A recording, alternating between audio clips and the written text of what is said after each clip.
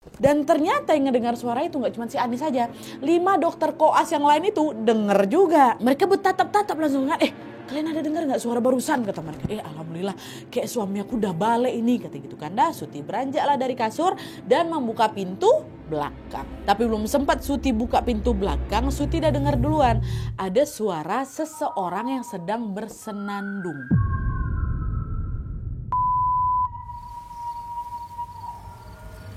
Hai, wassalamualaikum warahmatullahi wabarakatuh. Terima kasih sudah klik video ini. Oke Wak, di malam Jumat ini seperti biasa aku akan membawakan kisah horor Wawa part 269.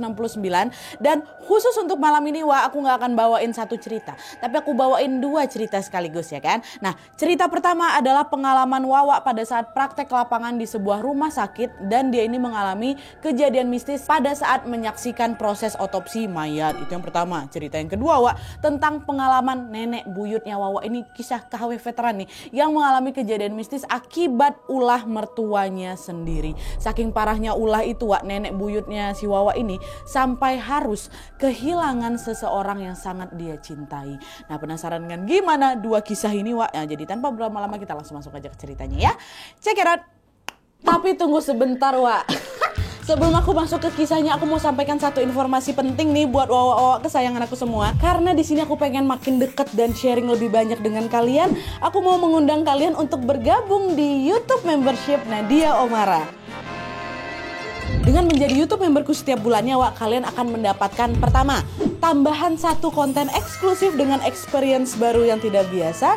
Terus ada kalanya juga nih, konten eksklusif ini bisa menjadi tempat aku dan tim bisa lebih bebas berekspresi lagi tanda kutip, dan juga menyampaikan informasi detail yang tidak bisa kami sampaikan di konten-konten biasanya. Dan selain itu kalian juga akan mendapatkan badges khusus di samping nama akun YouTube kalian. Dan juga nantinya kalian bisa saling komen dengan berbagai emoji khusus khas Nadia Omara Channel. Tapi ini gak ada paksaan Wak ya, buat kalian yang mau-mau aja. Cara bergabungnya juga gampang sekali Wak. Kalian tinggal langsung masuk ke halaman channel YouTube Nadia Omara, lalu klik tombol join atau gabung. Dan kalau sudah, kalian tinggal langsung melakukan pembayaran melalui dompet digital yang kalian punya. Udah selesai. Selamat bergabung dan selamat menikmati konten eksklusif dari kami di YouTube membership Nadia Omara. Kita tunggu kalian di room members only ya.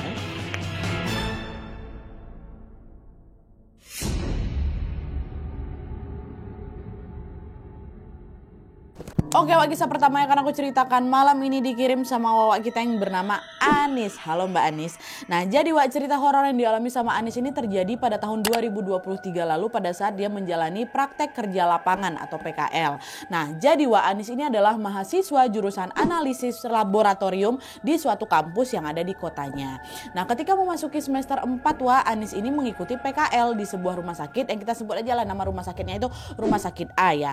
Nah, selama magang di Rumah Sakit A itu Wak, Anis ini akan di rolling ke beberapa bagian-bagian lab yang ada di sana. Ada bagian lab forensik, lab IGD, lab patologi anatomi, dan juga lab klinis. Nah, pada bulan pertama Wak, Anis ini mendapatkan jatah PKL di lab forensik yang bertugas untuk mengecek atau mengidentifikasi mayat atau jasad gitu kan. Nah, meski terdengar menyeramkan lah gitu di sini tugas di lab forensik ini ternyata cukup mudah Wak bagi Anis. Selama magang di situ, Anis ini hanya diminta untuk mengamati aja, suruh ditengok aja. Karena seniornya yang namanya Pak Bambang Wak macam kurang suka lah gitu apabila ada orang lain yang ikut campur dalam pekerjaannya. Nah, setiap kali ada mayat yang harus divisum atau harus diotopsi Wak, Pak Bambang ini selalu bilang sama Anis, Mbak Anis, kamu nggak usah ikut ngevisum ya, cukup kamu lihat aja prosesnya kayak gimana. Kata, oh ya baik Pak, siap, kata gitu. Pokoknya di situ tugas Anis ini betul-betul hanya mengamati dan mencatat apa saja yang sudah dilakukan sama Pak Bambang, udah kayak gitu, nggak boleh sentuh sama sekali lah kayak gitu. Nah, selain tugasnya ini bisa dibilang mudah Wak untuk si Anis, selama PKL di Rumah Sakit A ini, Anis juga nggak pernah ngalamin kejadian aneh Wak, aman-aman aja semuanya. Tapi memasuki hari kelima, disitulah Anis mulai merasa ada keanehan di situ. Nah, jadi pada malam itu sekitar jam 11 malam Nat katanya, Anis ini masih di rumah sakit Wak untuk mengerjakan laporan yang harus dikirim ke dosennya. Tapi karena laporan itu belum selesai Wak, Anis ini pun memutuskan untuk menginap tuh di Rumah Sakit A. Memang biasa juga kayak gitu Wak, dan tepatnya dia nginap di ruang lab analis. Dan untungnya waktu itu Anis juga nggak sendirian. Nah, di ruangan itu ada 5 dokter koas lainnya yang juga sibuk menulis laporan mereka masing-masing. Oh, alhamdulillah aman kok aku nginap di sini, orang kita rame-rame kok ya kan. Nah, adalah tuh nugas lah Anis di sana. Nah, pas lagi fokus nugas ini Anis dengar ada suara hantaman dari pintu. Dan ternyata yang ngedengar suara itu gak cuma si Anis saja.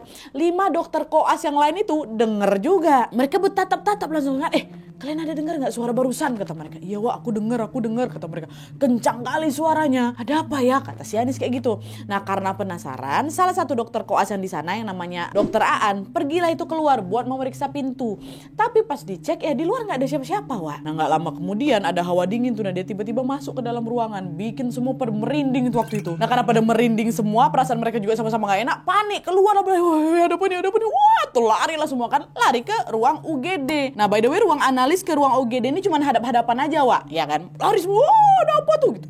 Nah melihat mereka ribut, ada perawat senior di sana nanya, ngapain nih, ada apa, kenapa kalian malam-malam ribut kayak gini? Katanya Anis jawab, Mbak barusan kami dengar ada suara orang nendang pintu Mbak. Alah, kirain kenapa? Emang kalian belum tahu ya? Di sini tuh memang sering kok ada suara-suara aneh. Namanya juga di rumah sakit. Udah hal kayak gitu wajar-wajar aja kok. Udah nggak usah takut, insya Allah nggak ada apa-apa, nggak akan diganggu kok kalian, kata si senior ini. Nah tanpa diduga obrolan itu atau kejadian tadi itu memantik pembicaraan kejadian horor lainnya yang pernah terjadi di rumah sakit A itu. Biasalah kan kejadian horor kan kalau misalnya kita ceritain satu nular kan ke yang lain-lain kan. Itu yang terjadi. Dan akhirnya malam itu Anis dan kelima dokter koas lainnya ini tadi tuh mereka lanjut lagi ngerjain tugas, tapi nggak di ruang analis lagi, ke ruang IGD. Mereka ngerjain tugas sambil itulah cerita-cerita horor. Nah di tengah obrolan itu tiba-tiba ada perawat lain juga Wak yang cerita tentang mitos yang beredar di rumah sakit A ini. Mitosnya adalah kalau misalnya kalian dengar ada suara aneh di ruang forensik, itu artinya akan ada pasien yang datang. Pasien di sini tuh bukan orang yang mau berobat kayak biasa Wak ya, tapi pasien dalam bentuk sudah meninggal atau sudah menjadi mayat lagi. Itu biasanya katanya kayak gitu. Dan ternyata mitos itu terbukti malam itu dia. Keesokan harinya di sekitar jam 8 pagi, divisi forensik betul-betul kedatangan jenazah yang meninggal secara misterius Wak ya. Nah jenazah ini adalah laki-laki yang kita sebut aja lah namanya Pak R ya. Nah menurut informasi dari pihak keluarga, sebelum dinyatakan meninggal dunia, Pak R ini sempat dirawat di rumah sakit tapi nyawanya nggak tertolong. Dan menurut keterangan dokter yang megang Pak R ini meninggal gara-gara gagal jantung itu ya. Nah setelah dinyatakan meninggal pihak keluarga pun segera bawa jenazah Pak R balik ke rumah buat dimakamkan ya kan. Tapi Wak setelah pemakaman itu selesai, entah kenapa pihak keluarga ini ada yang ngerasa janggal di sini. Mereka menganggap kalau Pak R ini bukan meninggal gara-gara gagal jantung. Gara-gara semasa hidupnya tuh Pak R tuh nggak pernah menderita penyakit jantung tuh loh Wak. Mereka si Pak R itu sehat-sehat aja. Kenapa dia meninggal gara-gara gagal jantung? Nah ngerasa dia nggak beres di sini, makanya pihak keluarga memilih untuk mengotopsi jasad Pak R ini untuk mengetahui penyebab kematiannya gitu. Maka dibawalah ke rumah sakit A ini untuk diotopsi. Jadi waktu itu pihak keluarga ini rela untuk menggali makamnya Pak R ini supaya bisa diotopsi lagi karena mereka menganggap kematiannya agak janggal gitu. Nah itulah singkat cerita, setelah nyampe di rumah sakit A ini, jenazah Pak R pun dipindahkan ke ruang observasi Nadia katanya untuk diamati dulu. Nah di ruangan observasi itu waktu itu ada sekitar 7 orang Wak. Mereka ada dokter forensik, ada 2 dokter koas, ada 2 dokter asisten, ada 2 lagi analis lab. Nah orang analis lab ini Anis sama Pak Bambang tadi tuh seniornya. Nah berkumpul lah ini kan 7 orang. Nah setelah semua berkumpul Wak, ketua dokter yang namanya waktu itu dokter Wildan, dibukalah itu kan kantong mayat yang berisi jenazah Pak R ini. Dan ketika kantong mayat itu terbuka, mereka semua yang di sana langsung mencium bau yang tidak sedap karena jenazah itu sudah mulai mengalami pembusukan. Nah selain berbau tidak sedap Wak, Anis juga melihat kalau jenazah itu bentuknya, mohon maaf nih Nadia ya, sangat-sangat mengenaskan. Katanya ya namanya juga udah terkubur lama kan Wak, kain kafannya udah koyak macam-macam digigit tikus gitu Nadia. Dan sebagian kulit dari wajahnya sudah mulai mengelupas Wak. Astagfirullahaladzim. Tapi udahlah, udah biasa kan si Anis nengok kayak gitu. Nah selesai memeriksa jenazah Wak, mereka lalu memindahkan jenazahnya Pak R dari ruang ruang observasi ke ruang otopsi. Nah ruang otopsi ini Wak nyambung memang sama ruang observasi, cuma terpisah kaca aja kata si Anis. Dan dipindahkanlah itu ke ruang otopsi. Setelah memindahkan jenazah, Dr. Wildan si ketuanya ini pun mengajak timnya untuk balik lagi ke ruang observasi untuk mengadakan briefing. Jadi jenazahnya Pak R ini sudah di ruang otopsi, sementara para dokter dan kawan-kawan yang lainnya itu ber-7 orang itu termasuk si Anis ada di ruang observasi untuk melakukan briefing. Kebayang kalian Wak ya, jasadnya di sini, mereka di sini, terpisah sama kaca. Nah pas lagi mendengarkan arahan ini Wak, Anis nggak sengaja noleh lah dia ke arah jenazah yang ada dekat ruang otopsi itu. Waktu kutoleh kan ada Sial aku di situ. Betapa terkejutnya si Anis waktu nengok kepala jenazah itu kan kayak gini kan. Tiba-tiba berputar gitu ngadep ke arah si Anis. Wah, di detik itu juga Anis langsung menjamkan mati. Astagfirullahaladzim, nggak mungkin itu kena mati kan, ngapain pula dia putarin kepala. Aku nggak, aku salah lihat kata si Anis kayak gitu. Nah tapi nggak lama setelah Anis nutup mata itu, Anis dengar ada suara dokter koas dari astagfirullah, kepalanya mutar. Jadi nggak cuma si Anis yang nengok, si dokter ini juga nengok. Nah waktu dia teriak semua pada refleks nengok juga lah ke arah si jenazah. Waktu ditoleh sama-sama enggak, wah posisinya sama sekali nggak gerak ya, masih kayak gini gitu. Nah nengok ada kehebohan di sini, dokter Wildan nanya, mutar kayak gimana? Maksud orang nggak ada apa-apa kok tetap stay kayak gitu kok kepalanya? Ada dok, betul dok. Barusan saya nengok kepalanya muter nengokin kita. Kata si dokter koas yang teriak tadi. Dan seolah sudah paham ada sesuatu yang ganjil di situ, Wak. Dokter Wildan ini pun ngajak timnya untuk melakukan otopsi pada saat itu juga. Udahlah. Itu perasaan kalian aja. Sekarang kita langsung otopsi. Nah sebelum mengotopsi, dokter Wildan langsung memimpin doa supaya otopsi itu berjalan lancar seperti biasa. Berdoa dulu. Nah selesai membaca doa, dokter Wildan pun segera membuka seluruh kain kafan yang menutupi jenazah itu, Wak. Bersamaan dengan itu, mohon maaf, bau busuk juga seketika langsung menguar di seluruh ruangan itu, Nat. Dan meskipun mereka sudah pakai masker nih ya, bau busuk itu tetap tercium juga dan bikin mereka agak mual lah waktu itu, Wak. Udah kan, dibuka lah satu-satu. Nah setelah kain kafan itu terbuka, di situ Anis kembali lagi melihat sebuah pemandangan yang sangat amat miris, Wak. Kali itu perut jenazahnya Pak R ini sudah menggelembung. Gelembungnya itu gelembung gak santai gitu loh, dari macam udah mau meletus, Wak. Dan selain itu jenazah Pak R ini juga mengeluarkan rembesan cairan yang berbau tidak sedap. Tapi meskipun baunya sangat mengganggu hidung, asisten dokter Wildan waktu itu ada di situ juga, namanya Mas Chandra, tetap tuh mendekat ke jenazah untuk memfoto tubuhnya. Memang untuk keperluan dokumentasi. Dan difoto cekrak. Nah selesai memfoto bagian depan, Mas Chandra dibantu sama Pak Bambang seniornya si Anis ini memiringkan jenazahnya Pak R itu untuk mendokumentasikan tubuh bagian belakang, ya kan. Nah pas tangannya Mas Chandra ini menyentuh punggungnya si jenazah ini, Wak, secara tiba-tiba dia macam kehilangan keseimbangan itu, jatuh dia ke belakang. Nah, sampai jatuh, Chandra ngapa kok sakit kau? Kata dokter Wildan kan. Enggak tahu dok, kepala gue ngapa tiba-tiba pusing ya, padahal tadi aku nggak kenapa-napa loh. Kata siapa, memang sampai terjatuh di ke belakang tuh, nanti macam oleng. Oh ya udah kalau gitu kamu istirahat aja lah, udah nggak usah ikut otopsi dulu, biar tugas kamu diganti sama anak-anak koas lain, kata dokter Wildan. Oh ya dok, maaf ya guys ya, aku istirahat dulu, kata Mas Chandra. Adalah akhirnya dengan langkah terburu-buru Mas Chandra pun segera meninggalkan ruang otopsi itu untuk beristirahat. Sisalah mereka berenam. Nah setelah Mas Chandra ini pergi, dokter Wildan menunjuk salah satu dokter koas lainnya untuk melanjutkan tugasnya Mas Chandra, yaitu dokumentasi, ya kan. Dan untungnya dokumentasi kedua ini berjalan lancar-lancar, Wak, nggak ada oleng-oleng lagi macam si Chandra. Nah setelah dokumentasi selesai, dokter Wildan pun mulailah ini diambil pisau bedah dan segera memulai proses otopsi. Nah selama proses otopsi itu berlangsung, Nat, entah kenapa aku tuh ngerasa waktu tuh kok lama kali, kata si Anis, sampai macam bosan aku. Biasanya nggak selama ini, kok lama kali ya, apa nih kayak gitulah kan. Nah nggak lama Pak Bambang seniornya si Anis tadi itu meminta si Anis untuk mengecek cairan darah pada tubuh korban. Mbak Anis tolong periksa darah ini sekarang ya, kata gitu. Nanti kalau hasilnya sudah keluar langsung bawa ke sini. Oh iya Pak, siap. Aku bawalah sampel darah, karena dia pergilah aku. Si Anis membawa sampel darah itu untuk diperiksa di lab. Nah pas sudah nyampe di lab tuh, ini udah bisa ya sama si Anis ya. Waktu udah nyampe di lab, tiba-tiba Anis dengar ada suara teriakan dari luar lab. Penasaran si Anis kan, Anis pergi keluar. Nah waktu pintu tutup buka, Wak, ternyata Mas Chandra, masih ingat kalian Mas Chandra yang tadi gak ikut otopsi gegara oleng untuk foto tuh, lagi mukul-mukul benda di sekitarnya. Wah, kata dia histeris dia, Wak. Nah gak lama satpam datang, Wak, berusaha untuk menenangkan Mas Chandra ini. Ngamuk dia. Tapi semakin ditenangkan, Mas Chandra tuh makin berontak gitu, Wak. Malah dipukulnya Pak satpam tuh, dan dia teriak, dia marah-marah. Terus kau tahu, Nat, kata dia tiba-tiba melotot ke arah aku, ke arah si Anis. Gak usah melu-melu, kata dia kayak gitu. Nah, saat dengar kalimat itu, Anis baru sadar ini Mas Chandra kesurupan ini. Di situ Anis langsung merinding sejadi-jadi, Wak. Dia masuk lagi lah ke lab kan. Dia tenangkan dulu, gak mau aku keluar nanti aku kenapa-napa pula. Dia lanjut ke lab, dia tenangkan diri bentar, dia lanjutin lagi lah itu menyelesaikan pekerjaan yang memang sempat tertunda tadi waktu ngecek darah, ya kan. Dia gak mau lagi ikut campur di luar, Wak, biar nanti ditenangkan sendiri, nanti dibanding tugas aku gak selesai, kata si Anis kan. Nah setelah selesai menganalisa darah itu, Anis kan mau balik lagi nih ke ruang otopsi kan. Dah keluar lagi dia, di luar udah agak tenang lagi tuh. Mas Chandra gak tahu waktu di mana dia. Waktu jalan aku kan waktu mau ke ruang otopsi, di tengah jalan tiba-tiba Wak, Anis ngerasa macam ada benda nggak tahu aku apa tuh, dia tapi berat kali nabrak aku dari belakang. Pingsan langsung. Pingsan. Nah waktu Anis pingsan ini, Wak, Anis bermimpi sesuatu.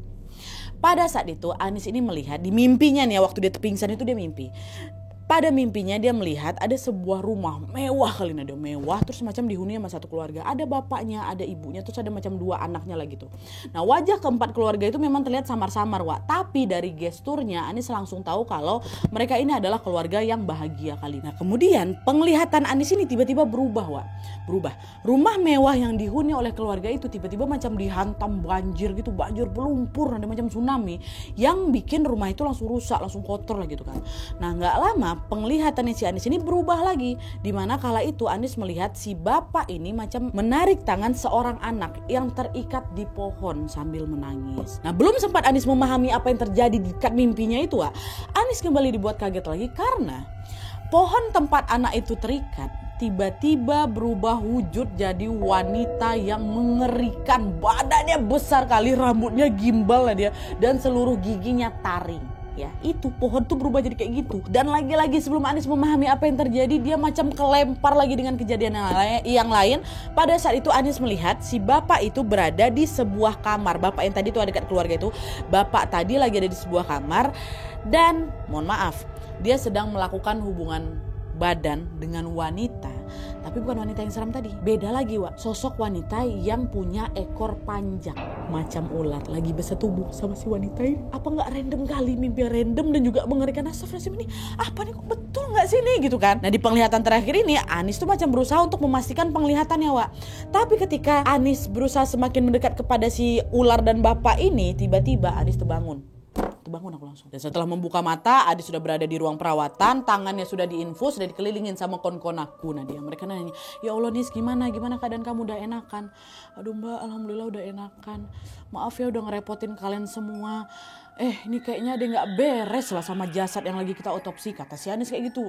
Terang-terangan aja kan. Nah, waktu itu Pak Bambang sebelah seniornya di situ juga. Mulai sekarang udah nggak usah lagi bahas hal itu lagi. Otopsinya juga udah selesai kok. Dan kita nggak perlu mengungkit lagi soal Pak R ya, katanya jasad yang lagi mereka otopsi tadi tuh. Nah, mendengar jawaban itu Anis tuh ya cuman terdiam aja. Aku udah nggak berani nanya lagi Nadia. Meski pada saat itu aku sangat penasaran. Karena nggak pernah aku kayak gitu tuh. Dalam hatinya dia ngebatin, ngapa emang nggak boleh bahas itu? Ini kan harus kita bahasnya. Agak seru juga kalau kita bahas, kan ada apa? Soalnya aku juga dimimpiin ini. Ini jangan-jangan mimpiku ada pula hubungannya sama Pak R nih. Nah, semua pertanyaan itu terus berkecamuk di pikirannya si Anis, Wak, tanpa dia ketahui jawabannya. Udahlah, sampai akhirnya selang 1 minggu kemudian Anis berhasil mengumpulkan kepingan kejadian-kejadian yang selama ini membuatnya penasaran. Agak sedikit terungkap lah ini Nadia. Kenapa aku bisa sampai kayak gitu? Nah, jadi Wak, ceritanya pada saat Anis ini sedang bekerja sama Mas Chandra, asisten dosen yang kemarin itu oleh waktu dokumentasi sama yang tiba-tiba ngamuk diberhentiin sama satpam itu, lagi ngobrol sama Mas Chandra di lab analis. Nah, karena di ruangan itu cuma ada aku berdua sama dia aja, aku tanya lah kan, Mas, kemarin tuh hasil otopsi Pak R gimana? Terus kenapa kok kemarin kamu kesurupan kamu kan? Nah, dengar itu Mas Chandra jawab, nggak ada apa-apa. Setelah diperiksa di tubuhnya Pak R nggak ditemukan sesuatu yang aneh kok, apa Nis. Tapi tetap aja aku ngerasa ada yang aneh loh ini sama jenazahnya Pak R. Wah, kan betul kan dugaan aku, dalam artian betul kan. Nah, kenapa Mas? Ada apa? Kata si Anis lagi.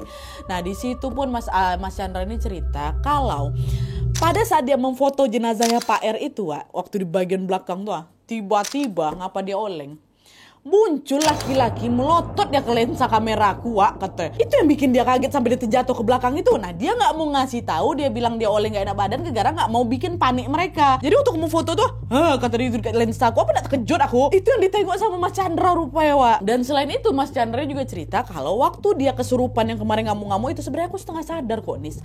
Tapi anehnya dia merasa tubuhnya itu macam dikendalikan sama sosok makhluk yang bikin dia berlari ke ruang otopsi buat nabrak Anis. Kalian tahu, jadi waktu si Anis terjatuh tuh yang nabrak ke belakang tuh siapa? Mas Chandra rupanya. Dalam kondisi setengah sadar ya Nis ya, aku bisa merasakan kalau sosok yang ngerasukin aku itu gak suka kalau Pak R itu diotopsi. Dan menurut Mas Chandra juga, Wak, sosok itu tuh macam punya hubungan spesial gitulah sama Pak R sebagai majikan dan juga budak. Jadi sosok itu tuh majikannya, Pak R ini macam budaknya. Jadi hubungan semacam itulah. Dan hubungan kayak gitu, budak dan majikan itu hanya terjadi dalam perjanjian goib atau pesugihan, itu kata Mas Chandra.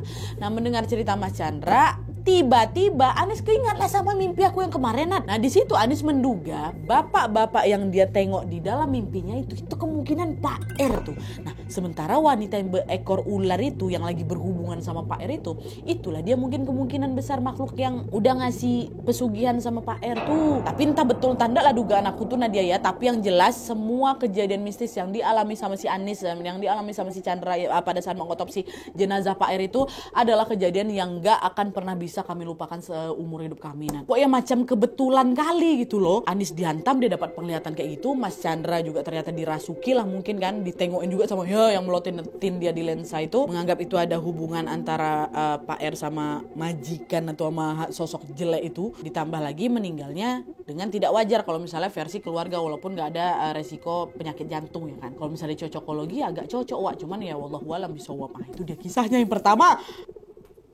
Lupa aku kasih tahu. Kita lanjut ke kisah kedua.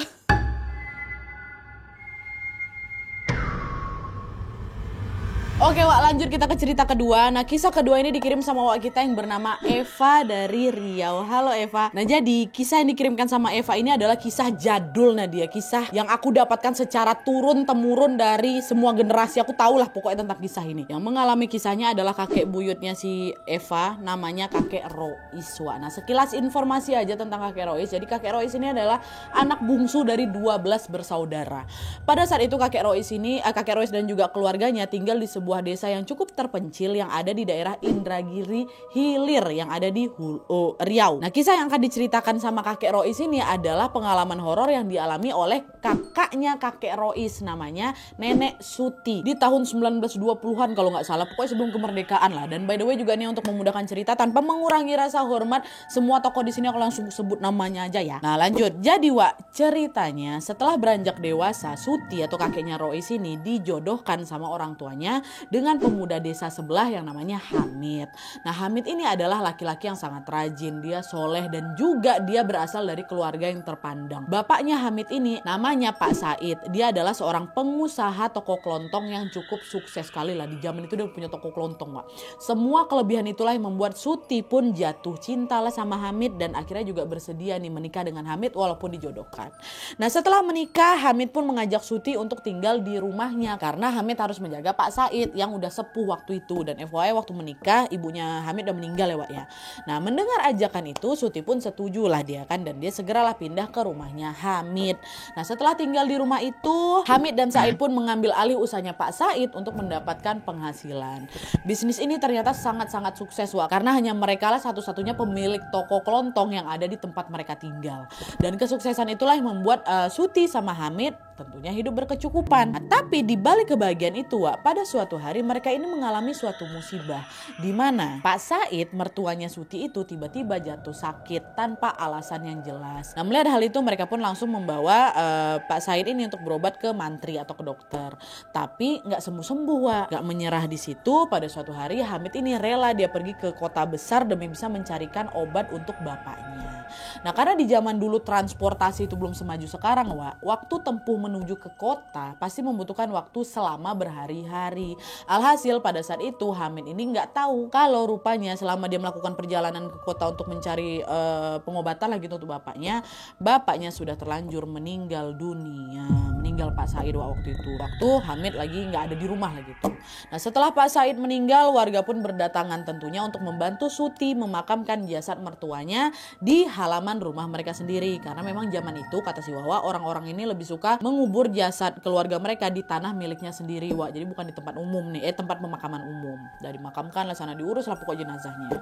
Nah udah selesai dimakamkan, malam harinya setelah maghrib Suti mengadakan macam acara tahlilan gitulah untuk mendoakan almarhum mertuanya. Ini lakinya belum tahu nih ya kan.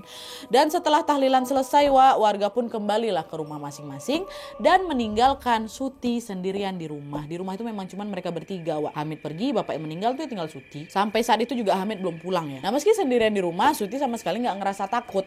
Dia pun menjalani aktivitasnya seperti biasa tanpa ada gangguan apapun. Sepanjang malam itu Suti ini menghabiskan waktu dengan menunggu suaminya pulang sambil mengunyah daun sirih malam itu. Siapa tahu bentar lagi suami aku pulang gitu. Terus sekitar jam 12 malam, Suti yang lagi tiduran di kamar dengar ada suara langkah kaki dari belakang rumah. Di situ Suti langsung batin, alhamdulillah kayak suami aku udah balik ini, kata gitu kan. Dah Suti beranjaklah dari kasur dan membuka pintu belakang. Tapi belum sempat Suti buka pintu belakang, Suti udah dengar duluan ada suara seseorang yang sedang bersenandung. Nah, setelah didengarkan dengan seksama, senandung itu membentuk sebait lagu yang terdengar macam asing kali di telinganya. Dan bersama dengan itu, suara langkah kaki orang itu juga terdengar makin kencang lagi, Wak, dan makin dekat dari tempat situ pula Suti itu berdiri. Dia jalan ke belakang, makin dekat, suara itu juga makin dekat. Jadi macam mau bertemu lah gitu, cuman lagi dibatasi pintu. Dan selain itu juga senandung lagu yang dia nyanyikan itu, Wak, makin lama makin terdengar nyaring nih. Nah, di titik itu perasaan Suti udah nggak enak. Firasatnya mengatakan, ini bukan laki aku lah, ini nggak mungkin abang kayak gini. Suara abang nggak kayak gini, ini pasti ini orang lain nih, gitu kan pikir si Suti. Nah, karena penasaran, Suti pun memberanikan diri untuk membuka pintu itu dan melihat siapa orang yang datang ini kan, Wak. Dan ketika pintu belakang itu dibuka, Wak, betapa terkejutnya si Suti, ternyata orang itu Pak Said mertua yang baru dikuburkan tadi siang tuh. Cuma serem, Wak, wajahnya gosong, giginya betaring, kukunya panjang-panjang dan runcing. Dan epiknya kalian pikir dia datang kayak pocong kan? Enggak. Tubuhnya Pak Said ini menyerupai seekor beruang penuh badannya pembulu tau kalian. Melihat penampakan semengerikan itu, apa nggak terkejut si Suti langsung berlari, dia balik badan, dia berlari ke arah pintu depan. Tanpa diduga si makhluk ini ternyata ngejar si Suti juga. Wah, macam mau diterkam ya, si Suti ikut berlari juga. Suti makin lari kan, dia berniat buat balik ke rumahnya, Wak, yang ada di desa sebelah. Dan selama Suti itu berlari, Wak, makhluk itu tetap juga ngejar. Soalnya mau nerekam si Suti. Aduh, bayangkanlah sama kalian. Gimana? Astagfirullahaladzim, tolong.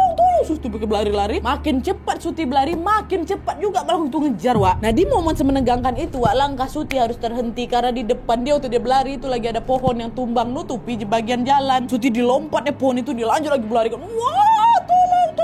Waktu ditengok ke belakang, ternyata makhluk itu jatuh, Wak, gara-gara macam tersandung pohon kelapa lah kata si Suti. Dan yang Suti lihat berikutnya, Wak, makhluk itu macam mencakar-cakar pohon tuh, pohon yang udah bikin dia jatuh tuh, dan melupakan fokusnya untuk mengejar si Suti gara-gara ketabrak pohon. Nah, karena fokus si makhluk itu teralihkan, akhirnya Suti pun berhasil sampai ke rumah dengan selamat.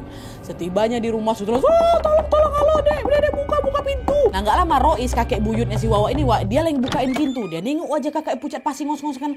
Ngapa kak, ada apa? Ngapa pucat gitu? Astagfirullahaladzim, bapak ibunya juga keluar. Astagfirullahaladzim, barusan bapak mertua aku bangkit dari kubur, tapi bentuknya seram kali, dek. Terus dia ngejar-ngejar aku. Semua diceritain sama si Suti kan sama mereka. Nah, dengar cerita itu, ibunya pun berusaha untuk menenangkan Suti. Lalu udah kamu istirahat aja. Di sini kamu udah aman kan, udah nggak ada lagi si sosok itu kan. Gitu, ya bu, takut aku nggak mau balik ke rumah, kata Suti. Dah lah tuh.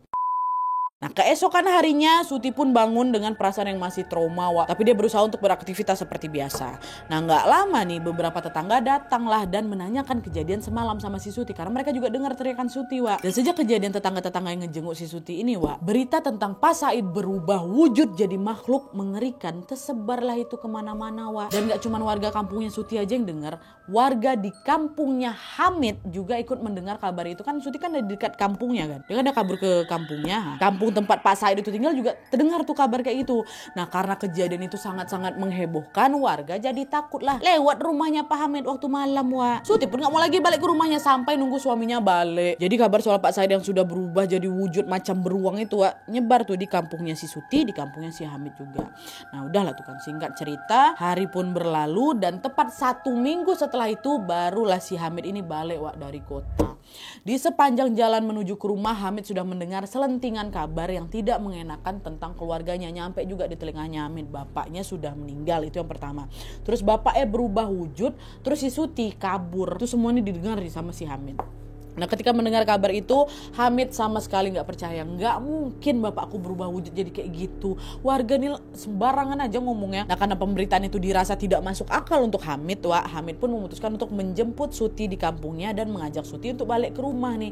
Udah yuk sayang, yuk pulang yuk. Gak usah kamu pedulin kata-kata orang itu. Kamu salah lihat itu kemarin. Tapi di situ ditolak langsung sama Suti, Nat, katanya. Nggak mau, Mas, mohon maaf kalian, Mas, ya. Pokoknya apapun yang terjadi aku nggak mau lagi balik ke rumah bapakmu, Bang. Nggak mau aku. Rumah tuh udah nggak aman. Dia lo udah mau nyerang aku. Kalau terjadi apa-apa sama aku kayak mana? Nyawaku terancam, Mas, kalau tinggal di situ, katanya. Kamu jangan ngada-ngada ya. Aku nggak percaya sama sekali bapakku bisa berubah wujud kayak gitu. Itu bapakku loh. Kok tega kamu ngomong kayak itu? Bukan aku tega, Bang. Aku loh nengok sendiri. Maaf kali ini, Bang. Aku nggak mau balik ke sana. Oke, nggak mau balik kau ke sana ya, kau tengoklah, akan kubuktikan kalau ucapan kau tuh salah, jangan nyesal kau ya, kata Hamid kayak gitu. Nah setelah berdebat kayak gitu, Wak, Hamid pun memutuskan untuk pulang ke rumahnya tanpa ditemani sama Suti. Suti tetap di rumah orang tuanya. Setibanya di sana, Hamid memilih untuk berdiam diri di rumah, Wak. Dia tidak keluar sama sekali. Warga juga ada nengok kan Hamid udah balik di rumah gitu tanpa Suti. Nah di sisi lain Suti mulai khawatir lah sama keselamatan suaminya kan. Ini macam mana nih suamiku, kok gak enak nih perasaanku nanti kalau misalnya si makhluk itu datang terus nyerang abang aku macam mana. Nah karena gak enak perasaannya, Wak, keesokan harinya Suti pun langsung mengajak Rois, adiknya ini, untuk pergi ke rumahnya Hamid untuk memastikan kondisinya. Setibanya di sana, Wak, entah kenapa nih belum buka pintu lagi, perasaan Suti itu tiba-tiba berubah gak enak. Waduh, aku makin gak enak lah deh, makin cepat ya deh. Takut apa-apa aku sama suami aku, udah lah Kak, gak apa-apa, tenang aja kakak dulu, perasaan kakak aja tuh, baik-baik aja tuh Hamid tuh. Waktu nyampe ketok pintu, gak ada yang buka, Wak. Bang, aku nih bang, gitu, gak ada yang buka. Makin khawatir lah Suti sama si Rois kan. Nah, waktu mau dibuka, rupanya pintu tuh gak terkunci, Wak. Dan begitu mereka masuk, kalian tahu apa yang ditengok sama si Suti? Astagfirullahaladzim. Disitulah mereka melihat Hamid sudah tewas dalam kondisi yang mengenaskan. Tubuhnya banyak luka cakaran, perutnya robek, dan bahkan beberapa tulangnya remuk. Dan mirisnya lagi, beberapa organ dalamnya itu macam keluar teburai gitu loh di lantai. Dan cuma menyisakan sebagian kecil aja. Jadi macam habis dimakan. Astagfirullahaladzim, maaf. Astagfirullahaladzim. Kayak gitu kondisi Hamid, Wak. Baru tinggal 1 malam. Dan setelah pulang ke rumah itu, pemandangan semengerikan itu langsung bikin Suti pingsan di tempat. Sementara Rois langsung bergegas keluar rumah. Dia minta bantuan warga ya kan. Dengan cepat warga pun langsung datang. Dan di hari itu mereka juga semuanya pada shock. Tapi mau gak mau tetap harus dimakamkan. Jasadnya Hamid pun langsung dimakamkan juga secara layak di hari itu juga. Kejadian mengerikan itu tentunya membuat warga berpikir bahwa penyebab kematian Hamid adalah karena sudah dihabisi sama bapaknya sendiri yang sudah berubah wujud jadi makhluk yang menyeramkan. Apalagi kabar itu juga udah beredar kan, Wak. Nengok dari kondisi terakhir jasadnya Hamid kayak gitu, macam udah habis diterkam binatang buas. Sementara desa mereka tuh gak pernah ada binatang buas, Wak. Bukan di tengah hutan desa mereka tuh, tapi Hamid meninggal kayak gitu. Malam-malam juga ditanya warga yang dengar si Hamid teriak, nggak ada, tenang, hening aja. Tapi kenapa bisa kayak gitu, itulah dia, wallahualam. Dan setelah kepergian suaminya, Wak, Suti pun menghabiskan hari-harinya dengan termenung. Dia masih belum bisa menerima kenyataan suaminya tewas dengan cara yang sangat-sangat mengenaskan ini. Dan selain sedih, Wak, Suti ini juga masih penasaran kali ini siapa yang udah tega ngabisin nyawa suami aku dengan cara sesadis itu. Nah karena penasaran sama sekali udah gak bisa dibendung, Wak, pada suatu hari Suti pergilah ini ke rumah seorang yang ngerti kayak gitulah, ada tinggal di desa sebelah. Nah setelah bertemu sama bapak ini, kita sebutnya namanya Pak Biden ya. Nah setelah ketemu sama Pak Biden, Suti pun menceritakan semua kejadian aneh yang dialami termasuk tewasnya si suami. Nah mendengar cerita Suti, Wak, Pak Biden ini memberikan jawaban yang sangat mengejutkan. Dia bilang, Bu Suti, kalau dari apa yang saya lihat, mertuanya kamu itu sudah bersekutu dengan jin untuk bisa memperoleh kekayaan dengan cara menumbalkan dirinya sendiri dan juga keturunannya sampai 7 generasi. Itulah kenapa Hamid suamimu juga menjadi korban, kata si Pak Bidin kayak gitu. Dengar kayak gitu apa gak menangis juga lah Suti ini, kan dia udah gak bisa ngomong apa-apa, Wak. Dia ngerasa sedih, dia ngerasa kesal, dia juga ngerasa marah karena perjanjian itu membuat Suti kehilangan suaminya. Nah di sisi lain Suti ini juga khawatir makhluk itu akan terus bergentayangan dan mengganggu warga sekitar juga ya kan, orang suami dada korbannya. Nah seolah memahami apa yang dipikirkan sama Suti, Wak, Pak Bidinin bilang lagi, Bu Suti udah, kamu gak usah khawatir. Ada satu cara untuk menghentikan perjanjian gaib itu. Dan caranya adalah menggali kuburan mertuamu, lalu bakar jasadnya. Setelah itu larungkan abunya ke laut supaya makhluk itu gak muncul lagi. Dengar saran itu, gak mau Suti, Wak. Dia gak mau lagi berurusan dengan yang namanya Pak Said. Dan gak cuma Suti aja, Wak, warga sekitar juga keberatan melakukan ritual itu karena mereka udah terlanjur marah dan juga kecewa dengan apa yang sudah dilakukan sama Pak Said. Nah karena ritual itu tidak dilakukan, setiap malam makhluk yang menyerupai Pak Said itu masih muncul dan mengganggu warga. Jadi yang nengok bukan cuma Suti aja, beberapa warga juga nengok. Dan sebagai gantinya di sana warga pun memilih untuk pergi dari kampung itu untuk mencari tempat yang lebih aman. Dan alhasil kampung itu pun jadi kampung kosong, udah gak berpenghuni. Kata Eva nih, Wak, ya, Wawa yang kirim cerita ini, sampai sekarang kampung tempatnya Pak Said tinggal itu masih tetap kosong dan tidak ada satupun orang yang menghuni di sana. Gak mau mereka tinggal di sana lagi, Wak.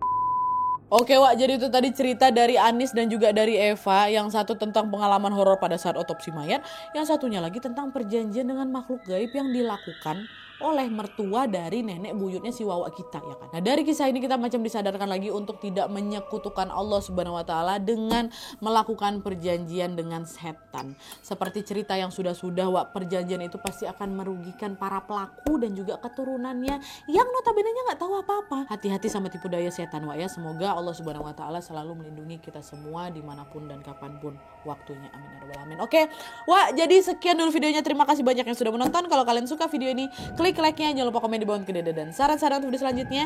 Jangan lupa nyalain notifikasinya supaya kalian tahu kalau aku upload video baru. And as always, jangan lupa untuk klik tombol subscribe supaya kalian sama-sama tahu informasi menarik dan menegangkan dari channel aku. See you next video, Wak. Bye.